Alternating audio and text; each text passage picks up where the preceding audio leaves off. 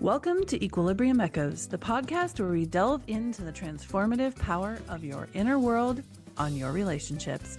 I'm your host, Alyssa Decker. Join me as we unlock the secrets of emotional equilibrium and dig deep into the tools and insights needed to foster healthier, more fulfilling relationships in ways that feel safe and authentic. Welcome back to Equilibrium Echoes. I'm your host, Alyssa Decker, and I'm so excited about this episode today. We're going to do something really different from our normal format.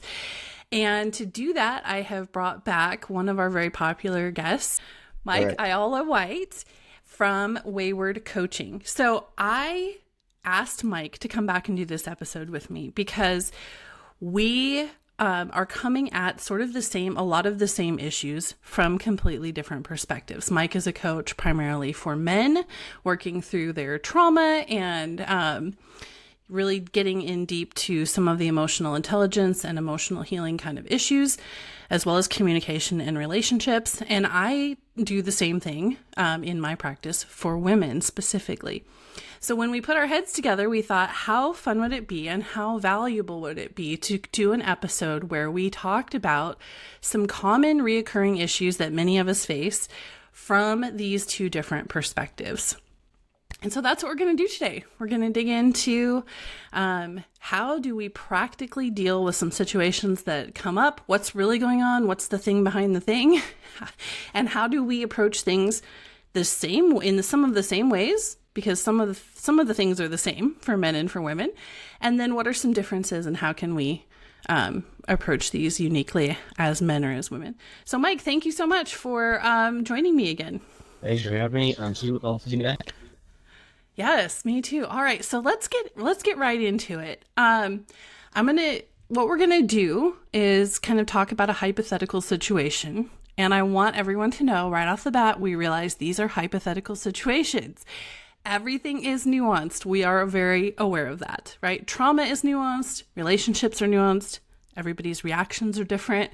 The way the person you're interacting with responds to you is going to be different. Like, we get it. There are a million variations of every scenario we're going to talk about today. But our goal here is to sort of paint a picture and give some practical advice and strategies that will generally apply to a lot of different situations.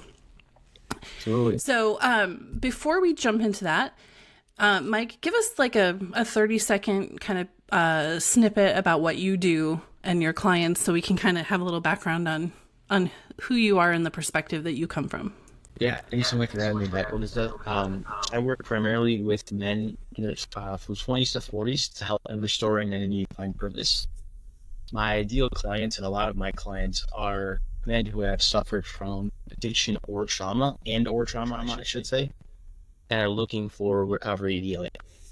And so we work to figure out what does that road look like and co-create, explain it together to help them find their way home. Nice. I love that.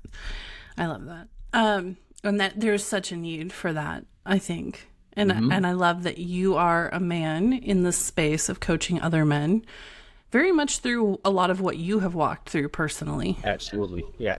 My business is directly out my own story through trauma, addiction, and recovery. Excellent. All right, so let's jump into one of these hypothetical situations. Yeah. So this is something, this is one that has come up actually in my coaching practice, and it's a work-based scenario. So there's a client who is about to lose her job because her boss keeps pushing her buttons and she's reacting very badly. And she knows she's reacting very badly, right? Responding with explosive anger is probably not the ideal scenario when it comes to interacting with a boss. Yeah. But so in this scenario, tell me a little bit about, because I would imagine this happens with men on a regular basis, perhaps more than women. Give me a little insight into like what's going on in this kind of scenario. Yeah, this is a very common one, at least with some of the guys that I work with, particularly in the workplace or depending on the season of life at home with their partner. And the first thing that I would say is that what is hysterical is historical. And I think we talked a little bit about this last time. So when we look at our reactions where it's like, hey, this is not either helpful, it's not serving us positively, or our reaction is stronger in the moment than what might be called for, we have to figure out, okay, what is it about this scenario that is reminding us about something that has happened to us? Yes. Right? So Yes. if this scenario calls for like a 5 out of 10, we shoot straight to a 10. Right. Something in there is pressing a big red button emotionally inside of you, or even physiologically in your body, depending on the trauma, that is just sending you off the charts. Yeah. And so what my first instinct is like, okay, right, tell me about what happened. And then it's like, is there something in your past that this reminds you of? And almost always there's something where it's like, actually, yeah, my mom used to treat me the same way, my dad used to treat me the same way, I used to get bullied like this in high school. Whatever it is, it's tied to something in our past that typically brings those emotions that we didn't know how to process into the present. And so I'm always curious about, hey, what is it about this situation that is activating more than just like an irritation, but like an explosion? Right. Because those are typically just like news sources back here that haven't been developed. And Yes. it's not for me to learn about. Yeah, and I think that's so important because it's very easy for us to get caught on that surface level, like, well, they're speaking to me disrespectfully, or they're not respecting my boundaries, or they're not whatever that surface explanation is for why we're reacting typically is not what's really happening on a deeper level inside of us. No, and it's important Good. to help them. I'm sorry, I didn't mean to cut you off. It's important to help them to understand that like those things may be happening. Right. Like they may be crossing your boundaries. There may be disrespect. But we are still responsible for our response. Yes, they're doing things that are crossing certain lines. But our first question should always be, what's going on inside of me? Not why are they doing that? That's the second question that you need to ask. And it's a question we need to ask for sure. Yes. It always starts with us. Yes. And oftentimes, like you said, that overreaction is really not directly related to this scenario. And here's a comparison I like to make for my clients.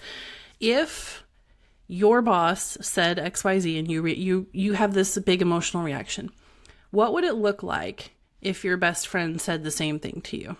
Would you have a completely different reaction? Because I think most of us very much would. Like, we wouldn't assign so much meaning necessarily. For example, if your boss is saying to you, hey, you really messed up this report, I need you to redo it. Big explosive overreaction, is what comes up. And your best friend says to you something very similar, like, hey, I didn't appreciate the way you handled that. Let's change this. For me and for a lot of my clients, the reaction is completely different. And it's because of what we're assigning, how we're assigning intention. Like, we don't assume that our best friend is choosing to be disrespectful or is being, what's the word I'm looking for? Like, intending to insult us, or like we read into what people say so much without even realizing it. So sometimes stepping out of the context and saying, if someone I really care about and trust said this to me, how would my reaction be different? And that can help us identify when we're having a big overreaction that is caused by something deeper. Absolutely. And particularly in the workplace, your employer can represent an authority figure. And if you have issues with authority based in your past, that person actually may or may not be crossing the boundaries. And it's important to figure out, are they doing that? Yes. Okay, that's one thing. Are they doing that? No, but it feels like they are. Why does it feel like they are? Right? Like this obviously goes to emotional intelligence on both sides to figure out like what is going on inside of them that is eliciting these intense emotional reactions. And to be fair, sometimes they are warranted, but it's the times where they're not, where you're like, what is this? Why am I so intensely flying off the handle in ways that are not serving me positive and are actually costing jobs, relationships, friendships, whatever? Right. Yes, because in a job scenario, flying off the handle and yelling back at your boss is really never going to be productive. It's never actually going to serve you well for the Right. outcome of that situation. I had a thought while you were talking there. I was just trying to go back to what that was. Oh, sometimes I think it can also be gender triggered by gender. Like if you have a male in your, for some of my clients, if there's been a male in their past that has abused them, they'll react more negatively, more strongly to a male figure. And it can also be context based. Like if you have insecurities about losing your job or about related to financial provision and your boss is giving you negative, that can trigger things on that level as well. Like you said, there can be so much going on under the surface. I had a client who grew up in poverty, and every time her boss gave her any kind of negative feedback, it triggered this huge emotional reaction because she had so much fear and anxiety around the idea of losing her job or of being in a situation with financial insecurity, that she wasn't even able to receive feedback of any kind, really beyond accolades from her boss. Yeah. So once you do that kind of self-analysis and you start to kind of dig into like, why am I being so triggered? Let's talk about a few ways to try to retrain yourself to respond a little bit more, not positively, but a little more productively. Because even while we're doing this inner work, right, we have to stop blowing up at our boss so that we keep our job. That's it. So what are some like short-term strategies? How could someone turn this around in the short term while the healing work is going on? Yeah. So the retraining depends on which way responding. So there's blowing up in anger, it's called sympathetic, and then diving down into shame and shutdown, it's called parasympathetic. So you've got like fight and flight, some freeze-ish, and then more so freeze down here where it's just like, I can't do it. I cannot do my job right now. I'm so activated, I'm in shutdown. So really, for those who shoot up into sympathetic, like fight, flight, your blood gets going, your heart rate gets going. For some people, there's a physical reaction of like, you see that they are red in the face and you're like, you are going to blow. So in the meantime, when you're actually trying to retrain your brain, and it's always retraining the body to respond differently, there are body acts that you can use to bring yourself down, because that's the goal. You are way up here and you got to come back down into what's called the window of tolerance, right? Where you want to kind of swim in the middle. Right. So with those ones, you want to use typically either breathing.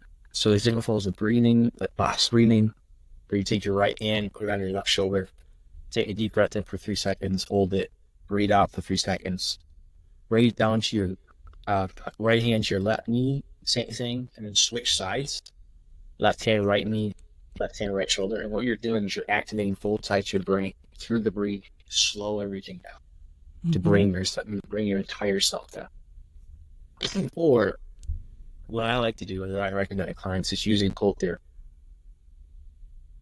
Go to the bathroom, turn the water as cold as you can get it, and splash cold water in your face, down your neck, because this is where the temperature stops. Control comes back here. So you want to reset that. That's what sort of people is how put it on your face, put it on your neck, hold there for 30 seconds and breathe, and just bring yourself down. If you are in an environment that allows you to have a water bottle and you know that you want hot, fill that thing with ice cold water. And get it in your system to shock your system, because I promise you that if you splash your face with cold water, you're going to be thinking about the cold water. You're not going to be thinking about what your boss just said. Right. And that's the entire thing. Get your mind off of what's happened enough for this thing to come back online, the prefrontal cortex, to go, I'm reacting this way and I don't want to, and I have a choice. But when you get activated, you move to here, and this thing shuts down, and now you're not thinking about consequences. You're thinking about how you feel. Right. And that's where you shut up. And so breathing and cold therapy are the two favorites that I like to get to my clients with. Like, you got to bring yourself. When you feel yourself rising, breathe, go to the bathroom, use cold water, drink cold water, and let that actually hijack your system to bring it back down. The Yes. flip side is the same with very similar like in freeze, which is bringing heat back into it. So if you shut down, you gotta get out and move. Go for a walk. Like squeeze your fist really tight and like get the blood flowing to bring yourself up out of where you are. Yes. Love that. So from a communication standpoint, a couple things I would add here is that I think we underestimate sometimes the value in being direct and honest with people at a time when we are not triggered, right? Not in the heat of the moment.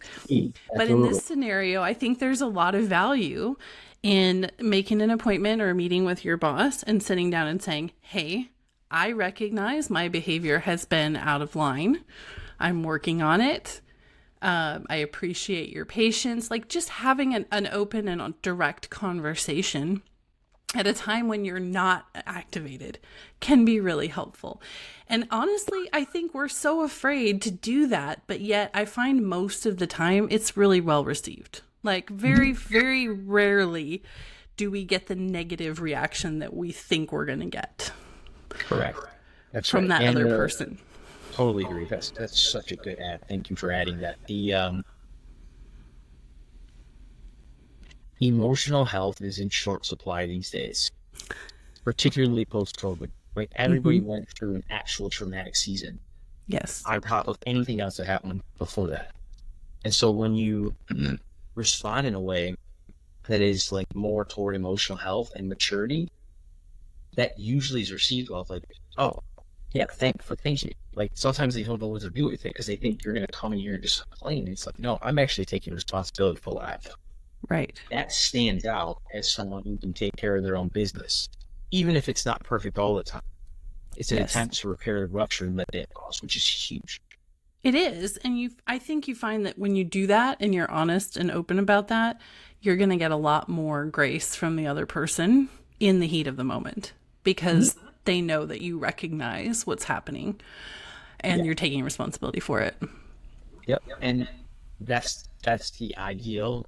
Like you may get just like, okay, whatever. And it's like, you have to be okay with what you've done at that point where it's like, I have attempted to repair what I've caused. And if I can't, that's not on me if I try. Yes. What I can do is work on myself and try to respond differently in the future so that trust can actually be built over time. Right. And truly, if you have a boss where you're having that kind of conversation and you get that sort of I don't care pushback, then that's probably a whole other issue in terms of like you may need to reevaluate at some point whether you're working in the right place. But I really think the majority of people will respond well to that sort of humility. Why do you think it is that we're so resistant to having that kind of conversation? We mimic what is modeled. I have been beating this drum for a while now, and the deeper I get into this work, the more I see it.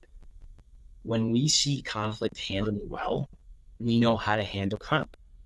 When we see conflict avoided, brushed off, or explosive reactions, our little brains say, this must be what we do.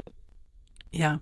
And it's when we get older when we realize, like, actually, this isn't what I'm supposed to do, and I'm not quite sure how to actually handle conflict well. Where we have to train and relearn, unlearn, and then relearn.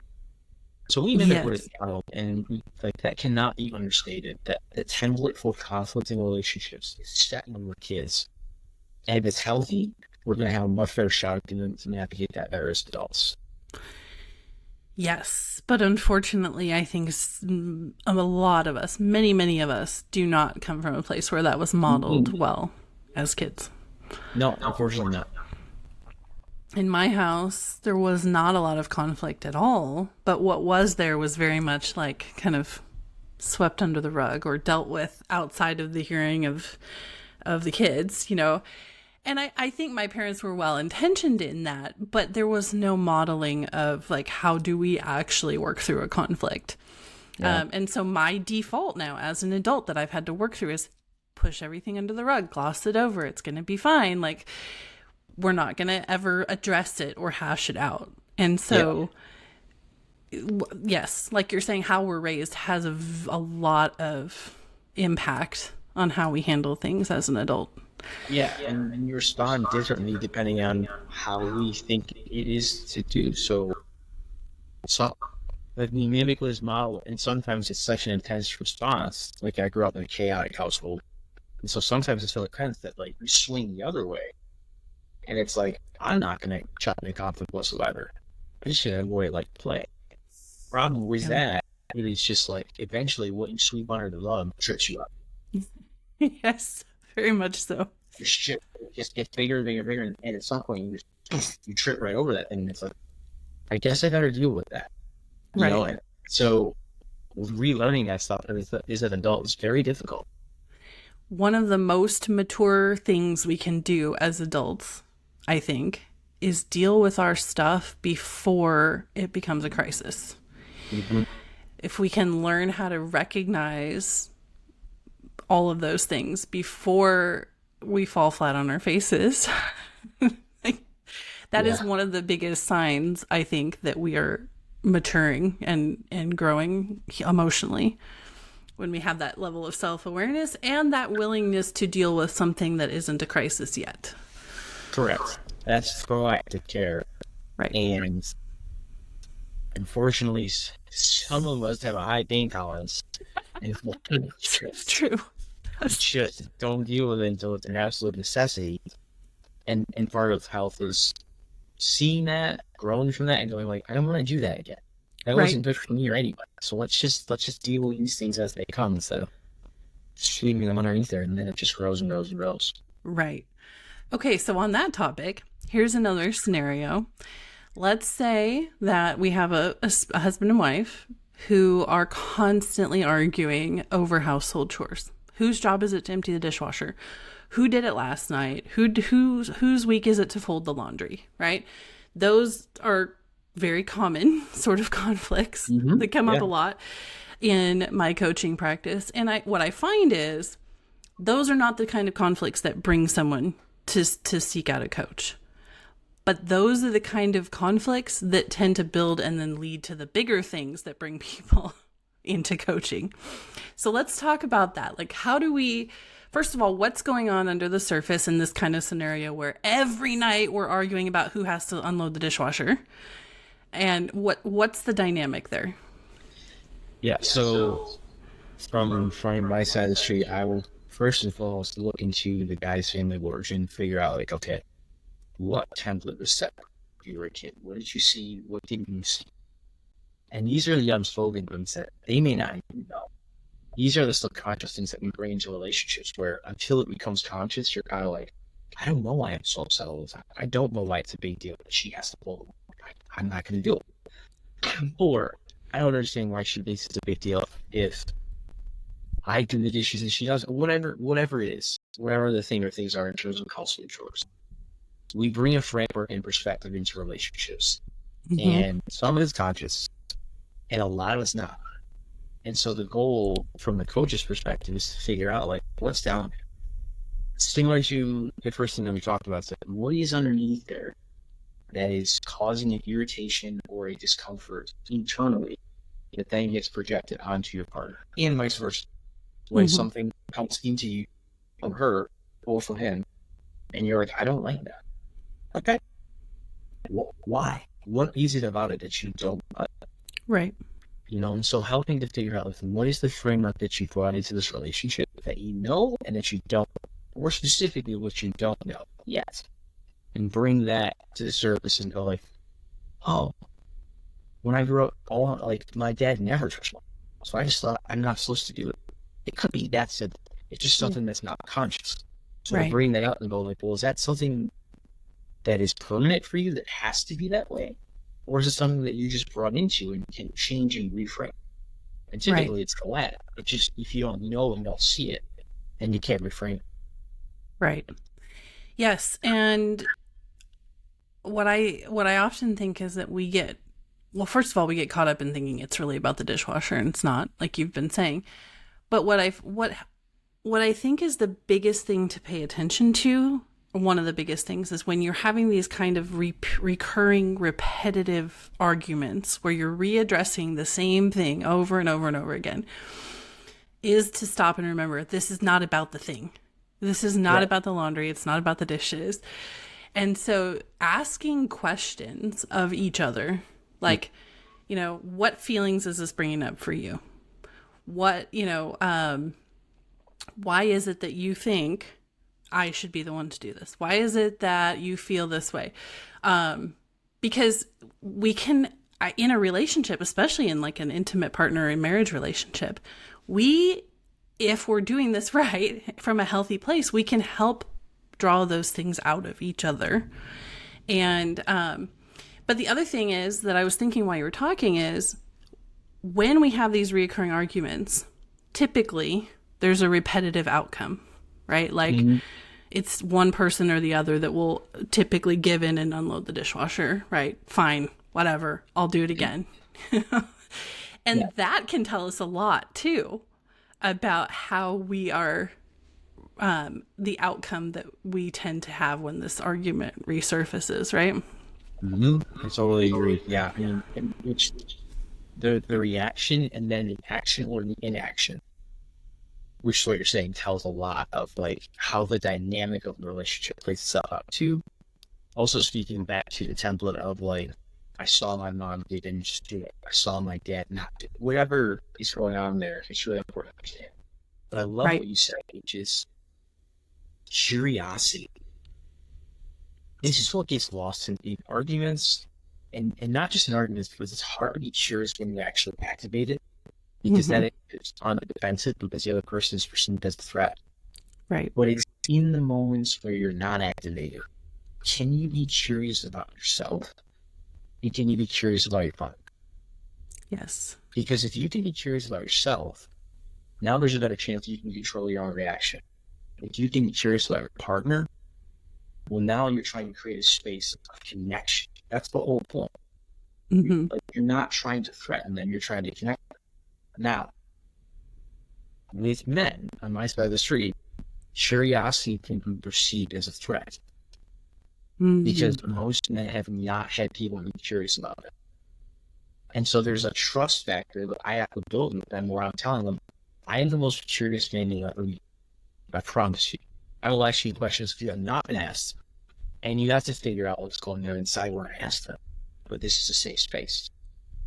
And eventually, so far, the clients that have stuck with me have loved that curiosity. It's something that they realize that they've always needed. But initially, it's a threat because they don't know what to do with the fact that I really want to know who they are. Yeah. And so in a romantic and intimate relationship, there's a level typically that men will reach it. Like, you can come here and know for who they really are is underneath that. And so that's where this kind of dance has to happen where, number one, hopefully he's doing his work. And number two, if his partner knows to learn his love languages, can you craft questions in the lane of those love languages in curiosity? Because questions are keys and they unlock things inside of the other person that we need to know. Right. But can there be enough safety, reciprocal safety, where when I hear a question asked, I know that they're not asking from a threatening standpoint. And I also know that they're not going to leave based on my answer. Yes. Yes. You know, and again, like within not leaving it's like infidelity and things that are, we're not talking about that. We're just talking about like practical and like heart things of like, I am scared. And I'm scared to tell what I'm scared. Stuff like that. Yeah.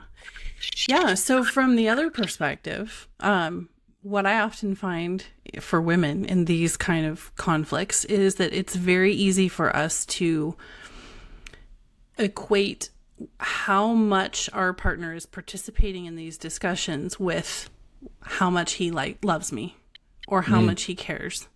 And if he's not willing to open up to me or able to open up to me, then that's telling me something about how he really feels about me.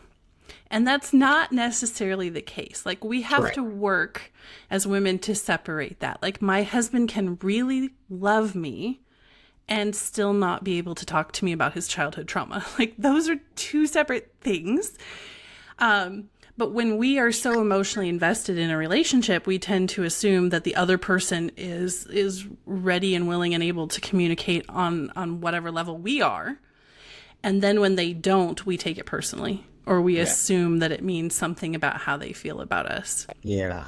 And so if we can kind of take a step back and say, look, this probably isn't about me. If he's not willing to open up about some deep place of emotion or pain or trauma, that may not mean anything about how he actually feels about me or how invested he actually is in this relationship. It just means he's got his stuff that he needs to be working on. And that goes back for women, that goes back to working on doing our work, right? Finding our emotional security and our peace and all of that out in ourselves. Not in the other person. Yeah. Not being dependent on anyone else to heal us or to meet those emotional needs or to, fix our brokenness. That's on us. Yeah. But so often women will come into coaching with me and we'll be talking and they're like, he just really must not love me because he won't talk to me about blah blah blah. I don't think in most cases that's really what's going on. Would you agree with that? I mean, it's so helpful to hear that perspective from you, because it's like, on this side, it's like things are far less personal than they're interpreted. Now, they are taking personal because you're obviously in a relationship. So in some sense, it is personal. Yeah. But the stuff that happened that typically keeps him from opening up like that has very little to do most of the time. Yeah. There are times where like safety is broken and it's like, hey, I don't know if I'm telling this. That's different than we're coming into the childhood trauma. Mm-hmm. And again, he minted what his mom. All the guys that I work with, every single one did not have a father figure that was either physically present or emotionally present, or both.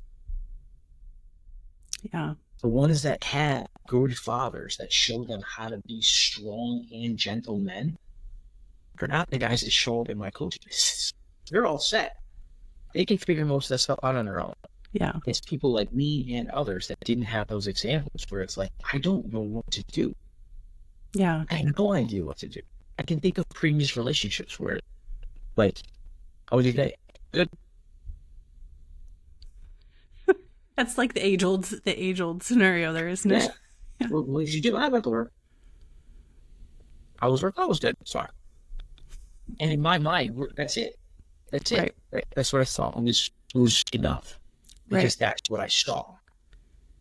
Right? And so, like, it's far less personal most of the time in terms of not talking about what happened. Because a lot of the time, they just don't have the language. Right. And so they have to learn, if they're willing, they have to learn a new language. I've seen men from 20s all the way into their 70s. And I have friends of mine from counseling intensives that are in their 70s that are different because they learn this stuff. So when guys are like, I can't learn, I'm like, no, you can't. Don't lie. I see. All the way into their mid-70s. Yeah. Do you want to or not? Don't stop. Yes. Unless there's like a cognitive impairment. But besides that, it's about whether you want to do that. So it's not as personal as it's made out, as it's interpreted.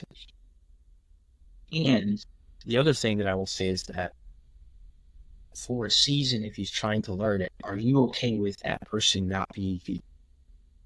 Yeah. He does find a group of guys that he does feel comfortable with talking about that. Are you okay with not being that person for a while? Yeah. As he's practicing and trying to figure it out, knowing that he's doing his work. Yes, absolutely.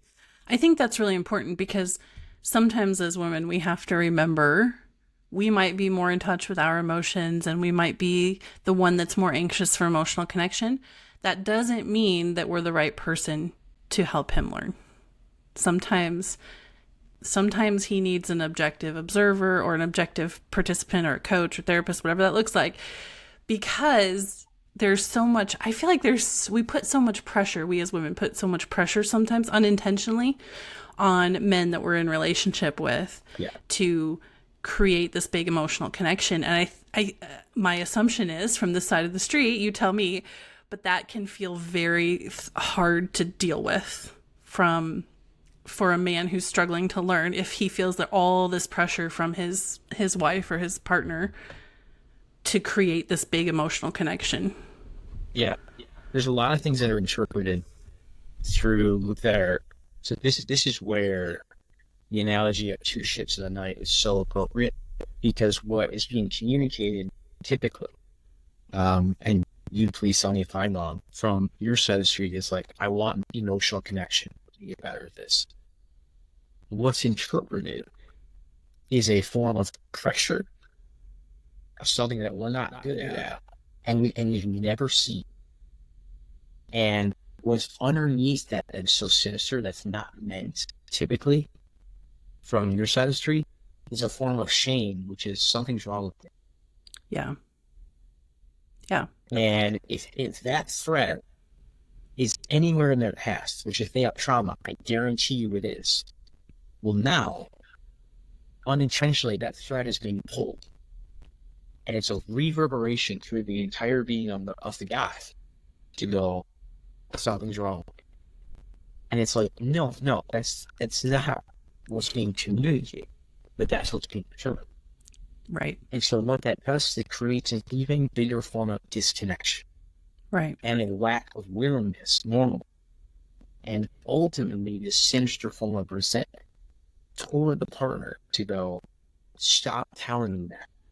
Mm-hmm. Right? And it's like, all she's wanting is connection. But what's being heard is filtered through shame. And now you've got an even more form, a stronger form of disconnection. Yes. Yeah, so her best intentions are actually having the opposite effect, especially Correct. over the long term.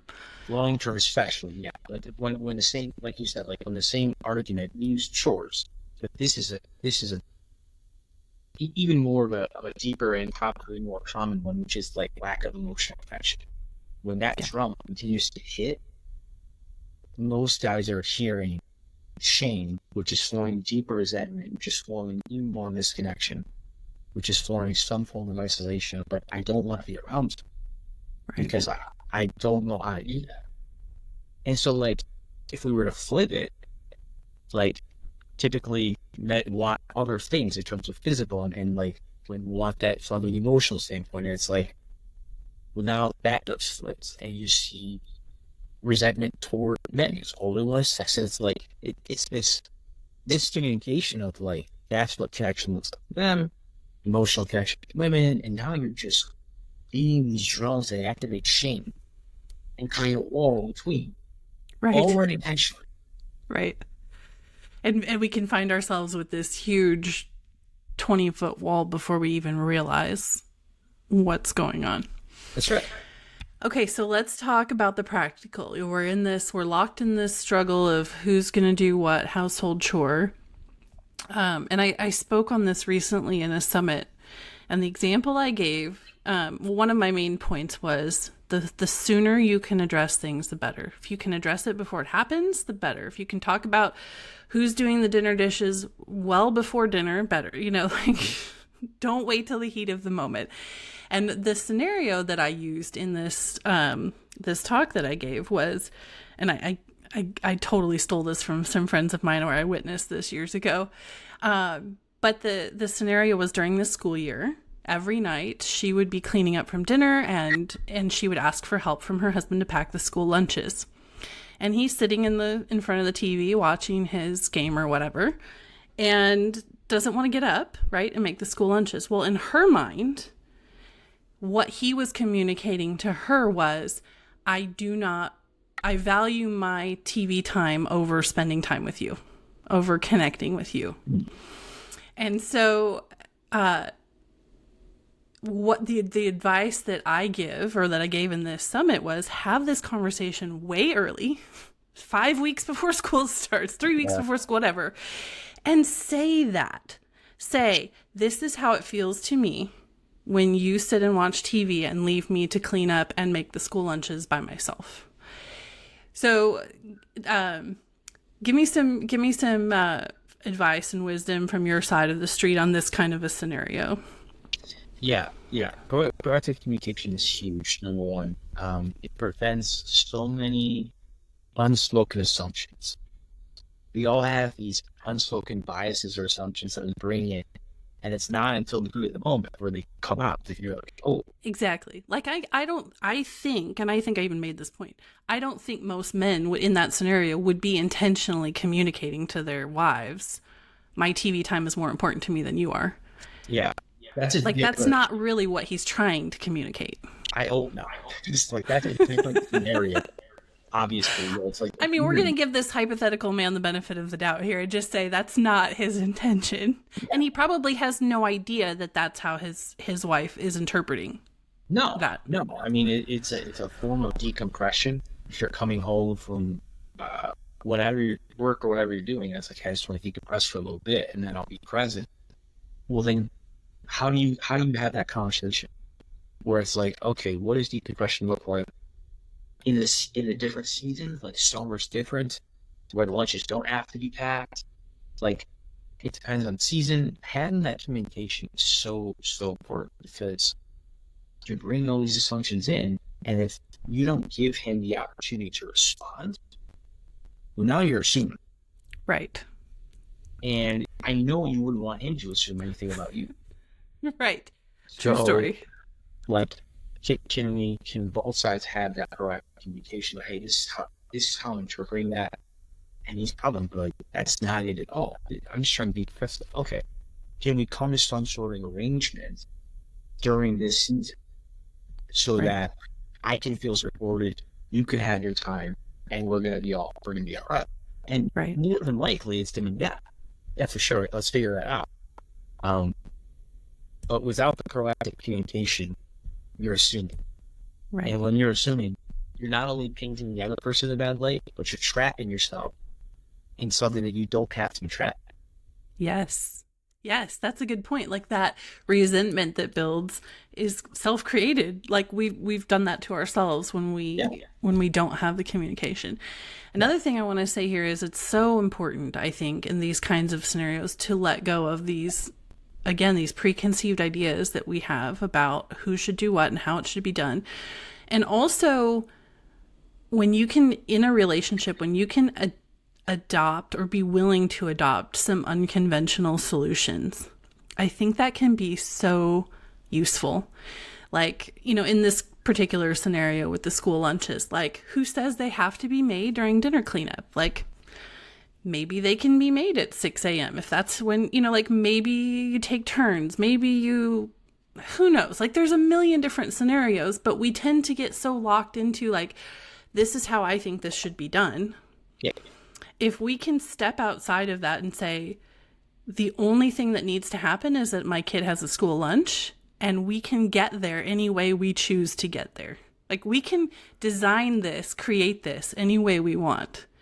I think that can be so helpful to, like, release ourselves from expectations, release our spouse from expectations that we don't maybe even know we had. Like, yeah. And I find even in my home, even with my teenagers, this is true, where they have a weekly chore of cleaning. They each have a bathroom to clean, right? My expectation is for this to all happen on their day off or their, maybe on a Saturday. And I've had to sort of let go of that and say, you know what, the only thing that matters is that once a week the bathroom is clean. And I have had a teenager cleaning the bathroom literally at 3 a.m. Like, I'm not even kidding. Right? That sounds about right. But that took some work for me. That's not his problem. That's actually my problem. And when I was able to release that expectation of this is what it should look like, we came to a very workable solution. Like, as long as by Monday morning the bathroom has been cleaned, if it happens at 3 a.m., it happens at 3 a.m. And so in these relationships where we're living in the same space, that can be so helpful, I think, to just have that moment where we realize the way that we think it should be done, the way we think it should look, is not necessarily how it has to be. Well, now you're talking about You're pressing into some dangerous watershed because now you're talking about letting go of control. Yes. Yes, I am. On both sides, not just your side, on both sides. Yeah. Because the goal, in my mind, is co-creation, Yes. Yes. not control. Because when you control, this is what happens. Mm-hmm. It's inevitable. Right. Co-creation is this. To go, okay, how do we do this together? Not control. So can you let go of control where all I saw my mom do was make lunches every morning or every night? So it has to be that way. No, it doesn't. It doesn't have to be. Yeah. And the other thing on the same side of that is how it says there's a direct on my side of the street, there's a direct correlation that I've seen between the level of toxic shame in a person and their level of curiosity about themselves and their situations. Mm. It's an inverse correlation. As the shame comes down, curiosity goes up. Every single time.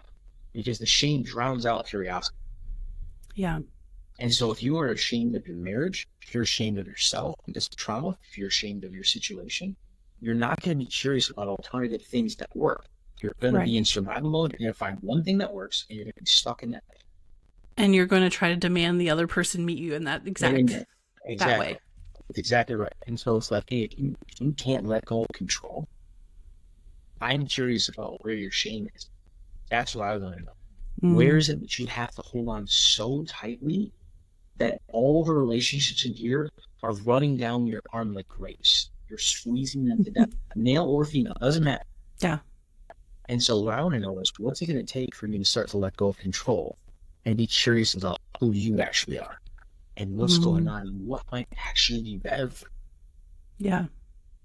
So for me, it's direct correlation between shame and curiosity and pressing into, like, why is it that you have to be yourself? Why is it that it has to be that way? Yes. And I love what you just said about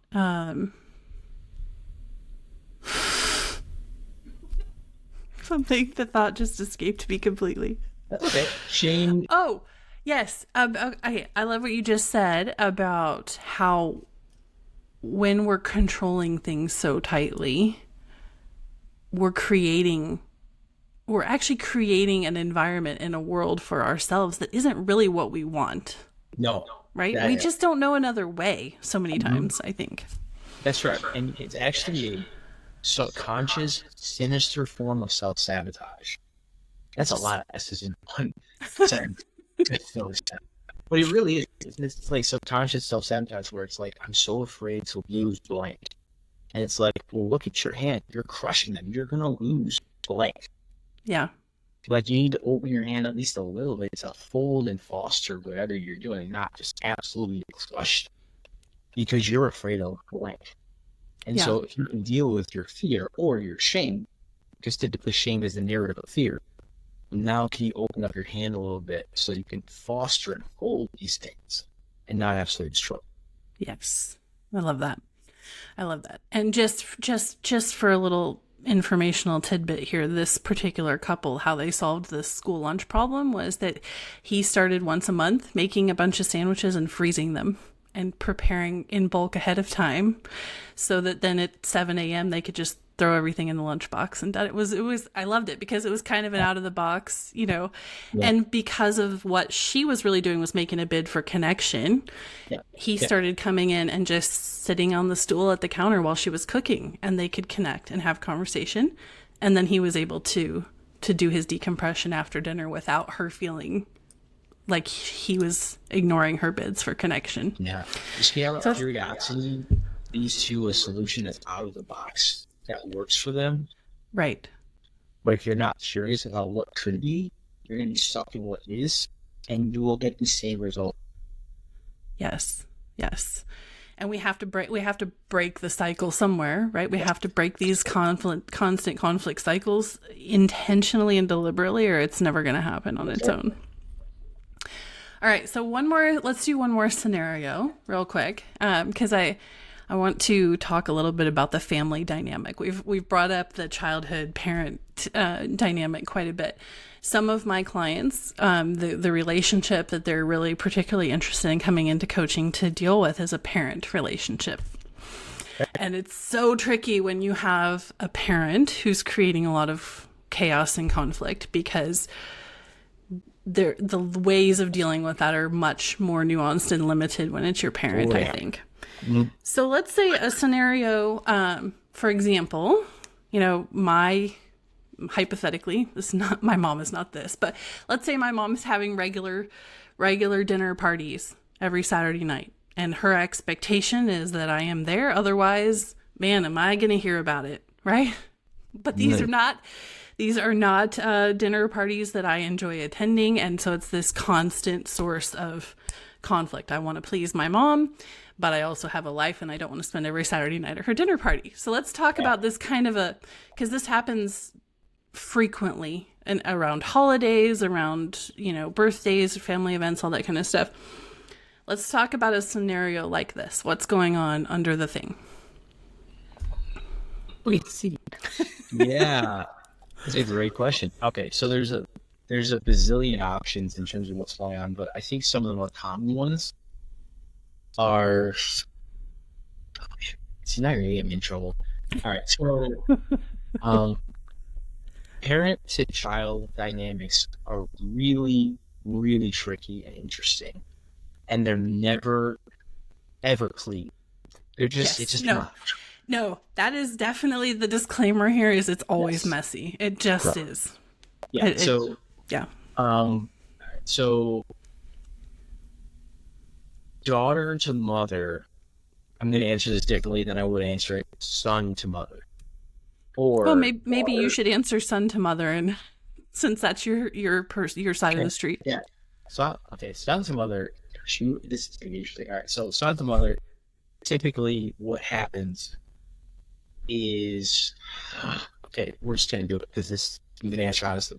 So son to mother and daughter to father, typically, when there's a strong expectation for the child to be there to meet the needs of the parent, now you're getting into what's called triangulation or enmeshment. Mm-hmm. Which is the child serves as the emotional surrogate spouse for the parent. Typically because in my case, the father or the male figure is not their emotion. So that I have to then bear that weight, especially with being the oldest. It's typically it's not always those, a lot of years. And then the daughter with the father is the same thing. So there's that one, which is you're serving as a surrogate spouse emotion. Most people when they care about that just where they're like, oh yes, like I have been doing that. It brings up a lot of very angry, resentment, hurt, all that stuff. When it goes to the scenario that you actually posed, it just depends on what's going on in the family. Yeah. He said, your mother's lonely and you have to fill some sort of need. And enmeshment can happen with same sex in terms of daughter to mother. It's not as common, but it can happen. Is there some sort of expectation that was in her past where it's like, this is what we did, and so this is what you do? It just depends. Now, how to respond to that is to try to have a conversation. And that doesn't mean it's going to go well. In fact, it's probably not going to go well, to be honest. Right. Just go, hey, mommy, I will try to call once a month. And even that is a lot for me. Whatever your scenario is, depending on what's going on. Like, just trying to have that conversation and set the expectation. And then also not feeling guilty for having your own life and your own family. Yeah. But like you're not throwing her to the wind. But it's like, hey, Lily, this is what's realistic for me. And I'm not responsible for your emotions. Right. Exactly. Which is what enmeshment teaches, is that I need you to regulate my emotions. As the parent, I need you as the child to regulate my emotions. And stuff. No, it's actually the other way around. Yes. It's not this way. So that's where it's like, hey, if you feel the pressure where it's like she's gonna be emotionally distraught if I'm not there. Mm-hmm. That's not on you. No, and it's hard. Oh, it's so hard to recognize that because one of the dynamics I think at play here is that we are born with this desire that's healthy, right? To have our parents' approval, to Oh, have a healthy emotional connection with our parents. Like we all have that. We all desire that. That's a good thing. yeah, But that's, I think, why it's so hard for us so many times to have these kind of conversations with our yeah, parents or to have boundaries. I've had clients who say, I don't understand why I can't have the same boundary. I can't hold the same boundary with my parent that I hold with everyone else. yeah, Why is it that I can do this with my boss and my husband and my everybody else? And when it comes to my parent, I feel completely incapable of defending this boundary or standing up for myself or whatever it is. It's it's a whole nother level of because of that, those innate desires and those things that we all have, we're all born with. It's like it's a whole thing, isn't it? yeah. Yeah, it is. And what happens is those innate desires get hijacked by enmeshment to where you get trained by your parents to regulate their emotions. So the desire that you're born with is good. Now this warped is this thing that is actually very unhealthy for Right. you and for your parents. And it's but to be gentle, but be truthful. It's typically on purpose. Whereas like they may not fully know they're doing it, but like they're doing it. And that's not your fault. You're a child. You're powerless to that. But you get Yes. trained to regulate your parents' emotions, and so it works this good innate desire that adds guilt, unhealthy guilt and shame in some ways, whenever you don't meet the expectations of your parents. And that's a very, very difficult thing to untangle, where Right. it's like there's a good desire in it, but it's been woven into this hijacked remote enmeshment. And so we got to pull the enmeshment off and keep the desire. And Right. that takes some time and a lot of pain. It's not It easy. it does. And I think that's a great explanation to the question, why is it so hard? Why does it feel so much worse to say no to my parent than it does to anybody else? Like Yeah. you just explained that really well in a nutshell. There's so many layers of this in this parent child dynamic that don't exist in other relationships. No. No, I'll give you one quick example. So I ran into a friend of mine at a place here in Buffalo, and she was with a friend, and her friend was like, "So what do you do?" And I'm like, I'm trying to decompress. So like, I own my own business, trauma phone coach, and she's like, "Real?" And just went into it, and I was like, "This is for acting." So I just want to hear. And normally I'm like, okay, and like after about a minute of her sharing, I'm like, okay, I'm here, I'm present. And she was sharing the scenario of her and her son, and like her son's in their teenage years, and like they're clashing. And he's interested in girls now, and she doesn't know what to do. And I'm like, okay, well, tell me about like when he was a kid. And she's like, well, then my brother died, and like I was okay, like how's your relationship with your spouse? That's kind of rocky. And I was like, how old was he that your son? He was a baby. And I was like, how was your relationship with your son then? She's like, I clung to him for everything. You see how? Like, I was trying to be very gentle because she was like, just tell me. I was like, everybody says that. Yes. Right. We can tell them. So it's like, I'm just trying to explain, like, there's no judgment. I'm just, as an observer, I'm telling you what I see. Like, you use your son as an emotional support system. And the kids pick up on this stuff when they're young, but the midbrain absorbs all of that. And they don't have the logic to see this isn't healthy, this is dad's job. They just absorb it. And you've had this relationship, and now that relationship is breaking for both of you, and neither of you know how to handle it. Right. Because he's trying to go off, and you're trying to stay up there with him. Mm-hmm. And I'm like, you talk to him about it, and she's like, no. I'm like, maybe try asking him some questions. And I'm like, but this is the thing, is that, like, in some ways she didn't know, but was still doing that and creating this relationship with her son when that was her in a full-on role. Mm-hmm. And he was trained that way, and now that he's trying to go off with other women, there's this subconscious resentment that he has and she has. Right. That the scenarios are changing. Yes. Yes. And like you said, the best thing to do is to have that conversation, because if she, in this scenario, if she can bring this to his attention and make him aware of it now and start healing that is going to really save him from a lifetime, potentially, of relationship trauma and Correct. struggles in every, it's going to follow him in every relationship that he's in. Without a doubt. Yeah. Yeah. And she's got to do her own healing as well. Like, I need to let go of this and either become like so much reconnect myself and or establish a deeper relationship with my spouse, which is what I'm actually looking for in some healthy way. Right. Exactly. Wow, what a great conversation. This has been really Absolutely. fun. I think there's a lot of little tidbits in there that hopefully will be helpful to a lot of people.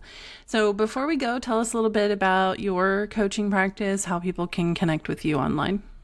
Yeah. So I work with, like I said, me and work with guys. I offer 3 different paths for men. The first path is addiction/recovery path for guys that either find themselves in the throes of addiction or trying to get out, or they're in recovery, but they don't have a plan, which is never a good thing. You need a plan to figure out, how am I going to not only stay sober, but recover myself and what was lost throughout the process, and even before you.